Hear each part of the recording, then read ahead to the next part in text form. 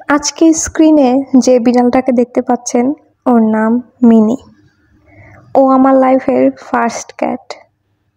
আজ 1 বছর হয়ে গেল মিনি আমাদের সাথে আর নেই। ও যেখানেই থাকুক না কেন ভালো থাকুক।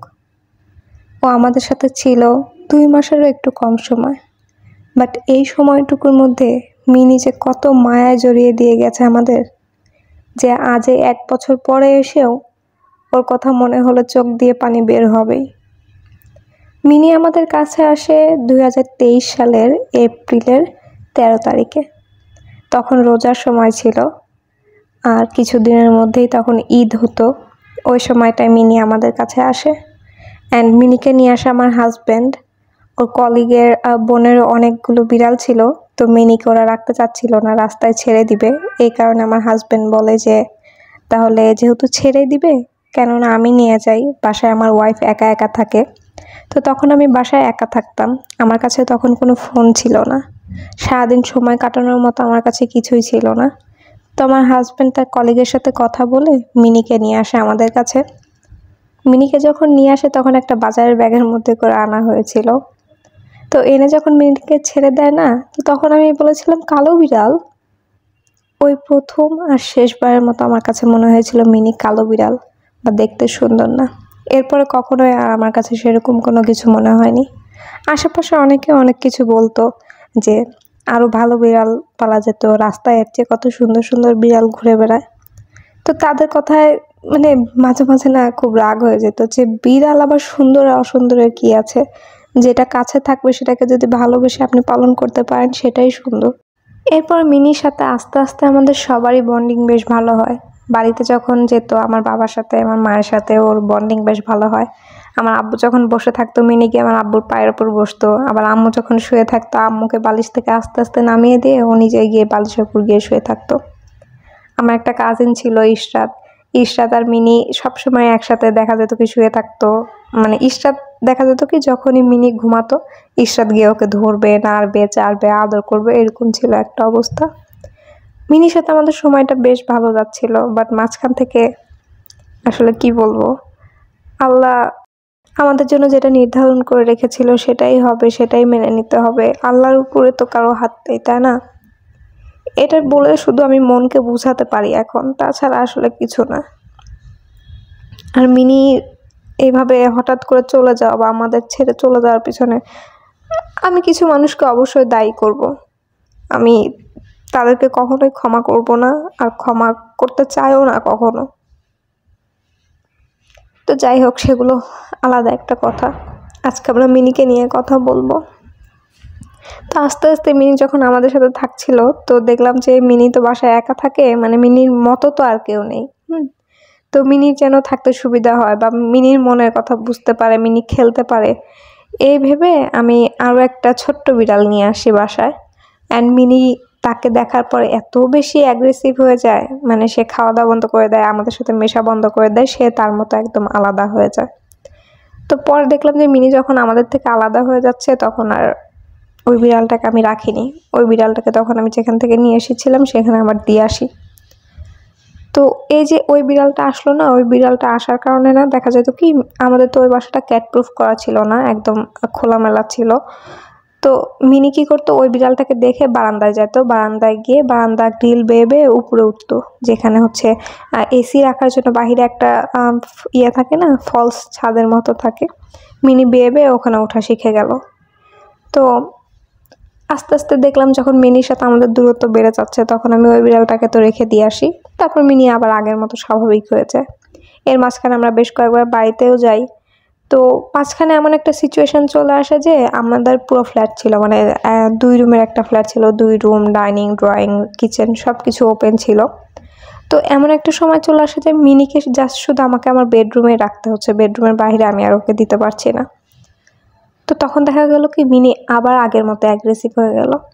অ্যাগ্রেসিভ হয়ে যাওয়ার কারণে কি করতো, মিনি আবার ওই মানে গ্রিল বেয়ে বেয়ে উপরে ওঠা শিখে গেল। তো উপরে উঠতো আবার নামতো, উপরে উঠতো আবার নামতো। আমি যথাসম্ভব চোখে চোখে রাখতাম আর ওকে উপরে একদমই উঠতে দিতাম না, এভাবে ওকে আমি রাখতাম। তো যেদিন মিনি মারা যায় হচ্ছে জুন মাসের 6 তারিখে, মানে রাত 12টার পরে মারা যায়, তো এই জন্য আমি জুন মাসের 6 তারিখ বলছি। তার 2 দিন আগে মিনি আর আমি হচ্ছে বগুড়া থেকে ঢাকায় ব্যাক করি। তো তখন এরকম একটা সিচুয়েশন ছিল যে হচ্ছে দিনে 1 ঘন্টা 2 ঘন্টা করে কারেন্ট যায় আবার আসে, যায় আবার আসে।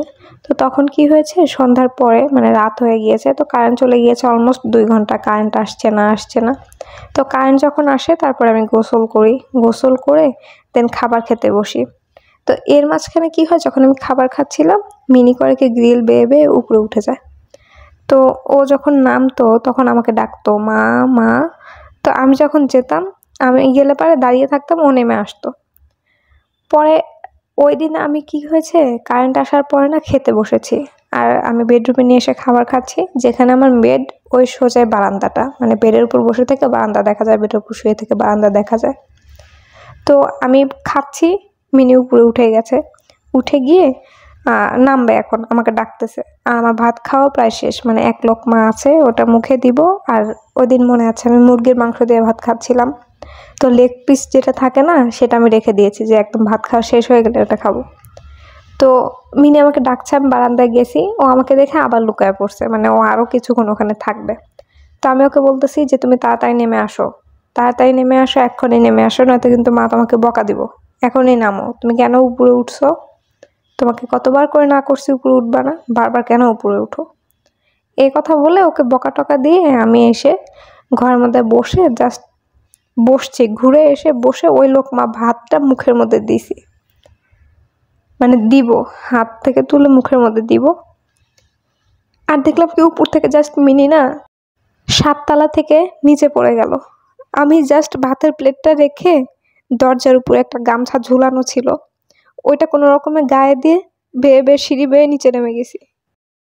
নিচে নেমে দেখি যে রাত হয়ে গেছিল তো অনেক, তো আমরা যে বাসায় থাকতাম বাসার নিচে মার্কেট ছিল, তো মার্কেটের যে গার্ড সে আসছে, আর আশেপাশ থেকে 2টা ছেলে আসছে। তো ওই ছেলে 2টা এসে মিনিকে পানি খাওয়ানোর চেষ্টা করতেছে, মিনির মুখ দিয়ে রক্ত পড়তেছে, ওরা মিনিকে পানি খাওয়ানোর চেষ্টা করতেছে। আমি গিয়ে মিনিকে জাস্ট কোলে তুলে নিছি, আর আমার হাত পা এত কাঁপতেছে, আমি ওকে কোলে করে নিয়ে জাস্ট সমানে কাঁপতেছি। আমি ওকে কোলে তুলে নিয়ে বলতেছি যে বাবা, আমি তোমাকে কতবার করে বলছি যে উপরে উঠো না, উপরে উঠো না, উপরে উঠলে ব্যথা পাবা, তুমি মার কোনো কথা শুনো না, কেন তুমি উপরে উঠছো? তো ছেলে 2টো আমাকে বলতেছে কি যে আপু ভেটের নাম্বার দিচ্ছি, আপনি কাউকে সাথে নিয়ে ভেটের কাছে চলে যান। তো আমি বলতেছি যে ভাই আমার কাছে ফোন তো নাই, আমি ফোন দিব, আমার হাজবেন্ডকে একটু ফোন দিব, ফোন দেন না। তো ওই ছেলেটা আমাকে ফোন দিছে, আমি যে নাম্বার ডায়াল করবো আমার হাত এত কাঁপতেছে যে আমি নাম্বার ডায়াল করতে পারতেছি না। তো ছেলেটা বললো কি যে আপু নাম্বার বলেন, আমি ফোন দিয়ে দিচ্ছি। পরে ওই ছেলেটা আমার হাজবেন্ডকে ফোন দিয়ে দেয়, অ্যান্ড 20-25 মিনিট পরে আমার হাজবেন্ড চলে আসে। ওই দিন ওই মুহূর্তে না আমি মিনিকে কোলে করে নিয়ে এত অসহায় ফিল করছি, আমি আমার 25 বছর লাইফে কখনো এরকম ফিল করি না। মানে থাকে না মানুষের লাইফে যে এই মুহূর্তে এসে মনে হয় যে একদম হেল্পলেস, কোনো কিছু নাই।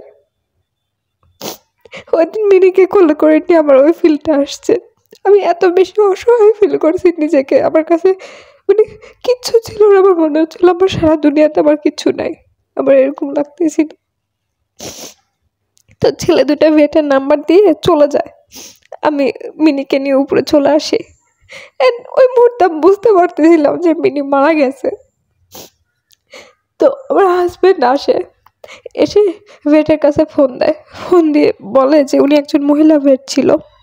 তো ফোন দিয়ে বলে যে আপু আমার বিড়ালটা তো এরকম পড়ে গেছে, আমি একটু আপনার কাছে দেখা করতে চাচ্ছিলাম, একটু ঠিক করে দেন। তো উনি বলতেছে যে এখন সম্ভব না, আপনি কালকে দিনের বেলা আসেন, আজকে কোনোভাবেই সম্ভব না, বলে উনি ফোনটা কেটে দেয়। তো আমার হাজবেন্ড আবার ফোন দেয়, ফোন দিয়ে বলে যে আপু আমার বিড়ালটা 7 তলা থেকে পড়ে গেছে, পড়ে গিয়ে ওর মুখ থেকে রক্ত বেরোচ্ছে, ও আর নড়াচড়া করতেছে না। উনি একটু রুট ব্যবহার করে বলে যে কালকে দিনের আগে সম্ভব না, আজকে রাতে সম্ভব না, এ বলে ফোনটা কেটে দেয়। আমার হাজবেন্ড নির্লজ্জের মতো আবার ফোন দেয়, ফোন দিলে পরে উনি ফোনটা কেটে দিয়ে ফোনটা অফ করে ফেলে। তো তখন আমার হাজব্যান্ড আশেপাশে গুগলে সার্চ দিয়ে যে nearby vet care hospital এরকম কোথায় আছে। তো তখন আমরা একটা নাম্বার পাই, একটা ডাক্তারের সাথে যোগাযোগ হয় আমাদের, অ্যান্ড উনি বলে যে হ্যাঁ এখনই দেখে দিব। তো তখন আমরা নিয়ে যাই মিনিকে ওখানে। তখন আমরা 12 নম্বরে থাকতাম আর ডাক্তারের লোকেশন ছিল 6 নম্বরে। তো আমরা যাওয়ার পরে মনে হচ্ছিল যে ডাক্তারের কাছে গেলে হোপ একটা আসবে, কিন্তু বুঝতে পারতেছিলাম তো যে মিনি মারা গেছে, কিন্তু কোনোভাবে মনকে বুঝাইতে পারতেছিলাম না যে মিনি নাই। শেষ চেষ্টাটুকু করতে চাচ্ছিলাম, ভেটের কাছে নিয়ে গেছি, ভেট বললো যে আসলে ওর নাই। ওটা শোনার পরে না মানে কোনোভাবে ওটা মানে বিশ্বাসই করতে পারতেছিলাম না, এত খারাপ লাগতেছিল। আমি আমার হাজব্যান্ড দুজনে ওখানে বসে থেকে পাগলের মতো কান্না করতেছিলাম। তো ডাক্তার বলে যে ওকে কবর দেওয়ার ব্যবস্থা করেন, যা হয়েছে সেটা তো আর এখন ঠিক করা সম্ভব না, আল্লাহর ইচ্ছা ছিল এরকম হয়েছে। তো ওকে কবর দেন আর একটা নতুন বিড়াল নেওয়ার চেষ্টা করেন, দেখবেন আস্তে আস্তে ভালো লাগবে, এই কষ্টটা থেকে দূরে চলে আসতে পারবেন। তো এরপরে তো তখন অনেক রাত ছিল, যার কারণে ওকে আসলে কবর দেওয়া সম্ভব হচ্ছিল না। আর আশেপাশে এই ইট কাঠের শহরে না কোথাও মাটি খুঁজেও পাচ্ছিলাম না তখন ইনস্ট্যান্ট ওই মুহূর্তে। তখন রাত 2টা পার হয়ে গেছে। তো আমার হাজবেন্ড বললো যে একটু পরে সকালের আলো ফুটবে, তখন গিয়ে ওকে কবর দিয়ে আসবো।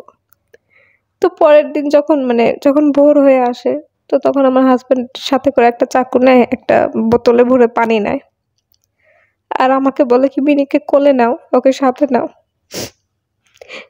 এটাই ওকে শেষ করে নিতে পারবা, এটাই ওকে দেখতে পারবা শেষবারের মতো, আর কখনো ওকে দেখতে পারবা না। মানে সবকিছু না কেমন যেন অদ্ভুত লাগতেছিল ওই দিন। তো আমরা তখন রিক্সা নিয়ে দিয়া বাড়ি চলে যাই, কারণ আশেপাশে তো কোথাও মাটি নাই। তো দিয়ে বাড়ি যাওয়ার পরে আমার হাজবেন্ড একটা জায়গা দেখে ওখানে গর্ত করে ওখানে মিনিকে রেখে উপরে পানি টানি দিয়ে চলে আসে। এরপরে আমি আমার হাজবেন্ডকে অনেকবার বলছি একটু মিনির কবরের কাছে নিয়ে যাইতে। আমার হাজবেন্ড বলে যে না তুমি যাও না, তুমি গেলে কান্নাকাটি করবা, দরকার নাই। তো আমার হাজবেন্ড মাঝে মাঝে ওখানে যায়, আমার হাজবেন্ডের ভার্সিটি ওখানটাই দিয়া বাড়িতেই। তো মাঝে মাঝে যায়, গিয়ে মিনির কবরে একটু পানি দিয়ে আসে। তো আমাকে তো কখনো আর নিয়ে যায়নি। তো আমার কাজিন যে বললাম ইশরাত, তো আমাকে বলে যে আপু তুমি মিনির কবরের কাছে যাও। তো আমি বলি যে না, আমাকে তো তোমার ভাই কখনো নিয়ে যায় না। তো ও ছোট মানুষ, ওর মনের মধ্যে হয়তো কি চলে, ও আমাকে বলতেছে কি যে আপু তুমি মন খারাপ করো না, যখন আমি ঢাকা যাব তখন আমি তোমাকে মিনির কবরের কাছে নিয়ে যাব, তুমি মন খারাপ করো না। তো এইভাবেই না আস্তে আস্তে মিনি আমাদের কাছ থেকে চলে যায়। মিনি যাওয়ার পর থেকে না সবকিছু কেমন অদ্ভুত লাগে। ওই বাসায় থাকতে আমার দম বন্ধ হয়ে যেত, কারণ মিনি যেখান থেকে পড়ে গেছে ওটা বিছানায় শুয়ে থেকে না দেখা যেত। মানে আমার বিছানা যেখানে ছিল সোজাই তো বারান্দা ছিল, আর ওই বারান্দা থেকে তো মিনি পড়ে গেছিল। আমি শুয়ে থাকতে পারতাম না ঘরের মধ্যে, আমি সারাদিন ডাইনিং এ এসে বসে থাকতাম, আমার এত খারাপ লাগতো। আমাদের ডাইনিং এ কোনো ফ্যান ছিল না, গরমের মধ্যে আমি ওখানে বসে থাকতাম, তাও ঘরে যেতাম না, আমার এত বেশি সাফোকেটিং লাগতো। আমি আমার হাজবেন্ডকে বলতেছি কি আমরা এই বাসায় আর থাকবো না, বাসাটা চেঞ্জ করে ফেলো। অথচ এপ্রিল মাসে আমরা ওই বাসায় আসছি, 2 মাসও হয় না বাসা চেঞ্জ করে আমরা ওই বাসায় ছিলাম। তখন আমার এত খারাপ লাগতো, আমি বলতেছি কি আমি আর এই বাসায় থাকবো না, আমার অনেক কষ্ট হয়, তুমি বাসা চেঞ্জ করো। তো পরে আমরা তার 2 মাস পরে বাসাটা চেঞ্জ করে ফেলি। তো মিনি যাওয়ার পর এখন টিনি আসছে, টিনির সাথে এখন সময় কাটে ভালো। থাকে না এক একটা মানুষ এক একভাবে তার ভালোবাসা এক্সপ্রেস করে, আমার বাবা হচ্ছে ওইরকম একজন। আমার মাঝখানে মিসক্যারেজ হয়, আমার বাবা একটা বারের জন্য আমাকে ফোন দেয় নাই বা বলে নাই খারাপ লাগতেছে কি ভালো লাগতেছে, কিছু বলে নাই, সে জানার পরেও আমাকে কথা বলে নাই।